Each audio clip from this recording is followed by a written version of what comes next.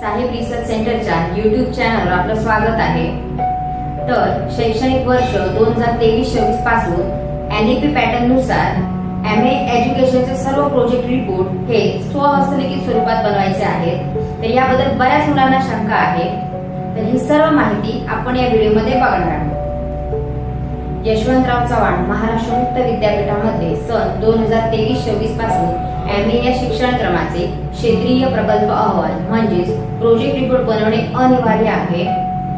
तर या project report साठी विषय सूची ही तुम्हाला पाठवण्यात आलेली असेल। तर ही प्रथम विषय सूची बघून तुम्ही त्यामधला एक विषय हा तुमच्या प्रोजेक्ट साठी निवडावा।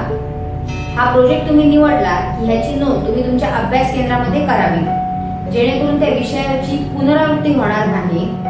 यानंतर तुम्ही तो प्रोजेक्ट रिपोर्ट बनवण्यास सुरुवात करावी। अभ्यास केंद्रात तुम्ही निवडलेल्या विषयाची नोंदणी न करता सादर केलेला प्रकल्प हा स्वीकारला जाणार नाही, याची देखील तुम्ही विशेष दखल घ्यावी।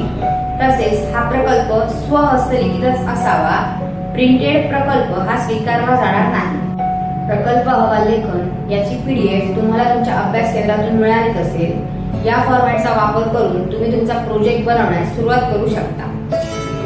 अत्यंत महत्त्वाचे म्हणजे तुम्ही ज्यांच्या मार्गदर्शनाखाली हा प्रकल्प अहवाल लेखन बनवलेला आहे, त्या मार्गदर्शकाचे प्रमाणपत्र देखील तुम्ही बनवावे व या मार्गदर्शकाची स्वाक्षरी या प्रमाणपत्रावर घ्यावी। तुम्हाला पाठवलेल्या अहवाल लेखन या फॉर्मॅटद्वारे तुम्ही यामध्ये अतिरिक्त पृष्ठे जोडावी। तसेच एक विशेष म्हणजे प्रकाशित साहित्य, माहिती व लेखकाची कॉपी करू नये। असे आढळल्यास तुमचा प्रकल्प देखील रद्द केला जाऊ शकतो, हे देखील तुम्ही लक्षात घ्यावं। तसंच जर तुम्हाला या प्रोजेक्ट बद्दल काही शंका असली तर त्वरित तुम्ही तुमच्या अभ्यास केंद्राशी संपर्क साधा। असेच माहितीपूर्ण व्हिडिओ आम्ही आमच्या चॅनलवर म्हणजे साहेब रिसर्च सेंटरच्या चॅनलवर नेहमीच पोस्ट करत असतो।